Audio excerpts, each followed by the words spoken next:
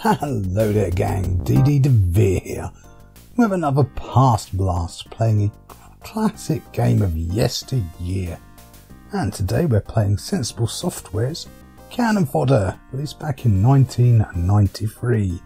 So option wise there aren't a lot, it is a DOSBox simulation. So with that covered, let's dive on in. So this is the splash screen, these are our pool of recruits. At the moment, home 0, away 0. Let's just click to start the first mission. Mission 1, Sensible Initiation. There's a jungle out there. Briefing, with 2 soldiers, you must kill all enemy. So let's do that then. So the controls couldn't be simpler basically. We'll look at more than when we've done this. Mission complete. Our classic jewels and jobs. Our first two, I could say a pair of privates. So you get these little splash screens at the end, and now because we had a successful mission with limited casualties, we get quite a few reinforcements. So they're basically your lives through the game. Bridge over the River Pie. With 3 soldiers, you must kill all enemy. 27 recruits remaining. So yes, let's talk about simplicity of controls. Left click to move, right click to fire, and you can move and fire at the same time. Oops, be a bit careful. And when you've got some grenades and rockets, it's just right click to right click and then press your left click, aim right click on your target and left click and you throw your grenades or your rockets depending on what you've selected. Oh, getting stuck on the old graphics. So there are a couple of issues here. The first up, this is the PC port of the game. Originally it was released for the Amiga, which is what I played it on. Oh, man, did I play it. Wow, actually, well, very first originally I played it around a friend's house. He had it, and then I ended up getting a copy as well. It was quite a fun little number in its day. But the graphics are a little bit lower quality. This also plays a lot faster. You can press Control F11, as this is DOSBox Simulator, to slow the cycles down, but it doesn't make a great amount of difference, to be honest with you. Sometimes that does help with a lot of DOSBox Simulator games. But this time round, not so much, I'm afraid. Definitely this was not exactly a forgiving game in its day. The first few missions are, but it shows its old school roots in that some of the difficulty spikes on some levels is just ridiculous. It is by nature, of course, very hardcore. Pretty much one bullet will kill your troops. And of course there's lots of environmental hazards as well throughout the game, as well as when the enemy get things like rocket launchers or tanks to fire at you. They can very quickly put an end to your soldiers. It doesn't take a lot to get killed, as well as certain other little trips and hazards you will find along the way, shall we say. Not to give too many big spoilers, just got to be a bit careful with water. You can fire when you're in shallow water at a reduced rate. You can't fire at all in deep water. Luckily you can split your troops up, which you can use to sort of cover. So I give him a, there we go, now they'll stay covering. I can bring him down to here, and I can select these two, bring them down. If I want to click and rejoin them, just click and they all come back together again. So yeah, this really is an absolutely simple system as far as controls and getting the hang of the basics down. There really isn't anything too overly demanding. Whoops, moments like that. It's here, the things like that where the enemies sort of blend into the background. And the other downside of the PC version is you don't get the funky tune that used to run as the intro. Now that's gone as well, I'm afraid. You've just got the PC rendition of it. And the audio is definitely weaker than the Amiga version, that's for sure.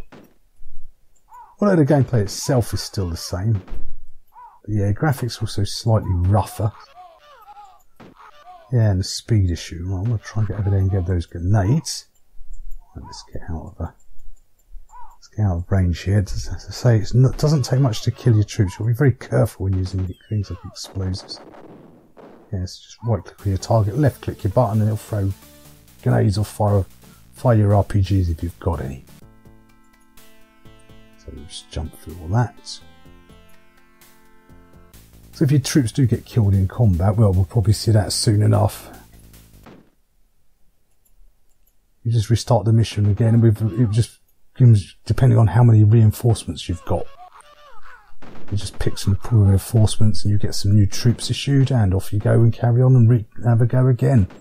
You can also hit escape to restart the mission should you need to, which you might end up doing because it's some missions do have limited resources like grenades and that to pick up, and if you blow them up like here, I'll try and rush in and get those quickly just in case things go south. Right, let's get those quick. Oh, move. There we go. Try not to get myself flanked here. Right, come down here. Try and take care of that house. So even those bits of stuff that fly off, they'll kill your troops pretty quickly. Doing it again. Luckily, these early troops only fire relatively slowly anyway. So it's not too disastrous. Don't worry about picking those. Oh, it didn't blow up the box. Well, we'll have the extra grenades then. Why not? So there's still some issues. There are some issues with path finding and getting caught on bits of the graphics. Be particularly so in the jungle levels. However, in the game, you do get a lot of urban areas later on as well as vehicles, and they're another problem. Oh man, the handling on them is pernickety beyond belief by today's standards. Wasn't exactly the smoothest experience back then either. Let's get a nade out in there. Let's try and get down here, get enough nade up there. There we go. So definitely, definitely shows its old school roots in a challenge. Some of it not in good ways. Mainly for the pathfinding. I mean, the AI itself is pretty dumb. The enemy AI there will. Oh, we lost someone too. Who did we lose? Jobs. They do get promoted as you go through, but it doesn't really make an actual difference to the gameplay. These are our promotions. So now as your troops die, you'll get gravestones and that appearing here. So yeah, there's vehicles later on, but here I'm sure this is all plays faster as well, like the introductions. Beachhead with 4 soldiers must destroy the enemy building. So yeah, it's definitely got some hardcore elements to it. We still don't start any quicksand. So there's one of the environmental hazards I was mentioning earlier. You can quickly lose your troops in that if you're not paying attention. Alright, let's go down there and get that quickly. Alright, now we've got some ordnance. Quickly back here. Yeah, try to sometimes navigate through these jungle areas. Getting caught on this foliage can be quite finicky. So we've got down. Get a little bit of space. So there they all got caught up. So yeah, it's got its charms for sure. It's also got its negatives. In fairness, these were sort of mostly negatives it had back in the day. So it stood the test of time in that way. It certainly isn't a lot smoother, but yeah, it's a shame this was the PC version and not the superior Amiga version.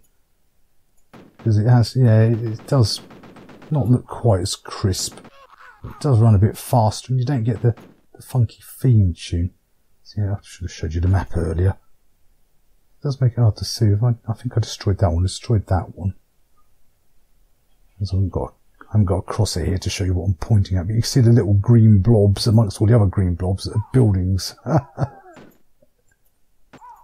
Again, this lack of clarity.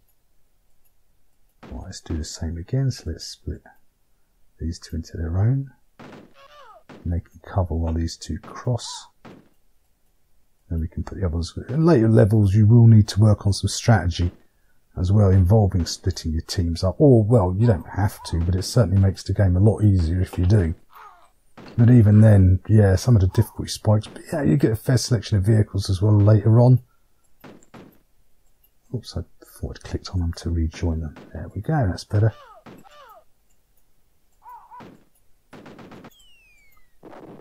So we'll probably get around to concluding our dealings here, gang. I mean, by and large, most of the missions are, you know, go there, kill all the enemy, blow up their buildings. There's not a great amount of variety.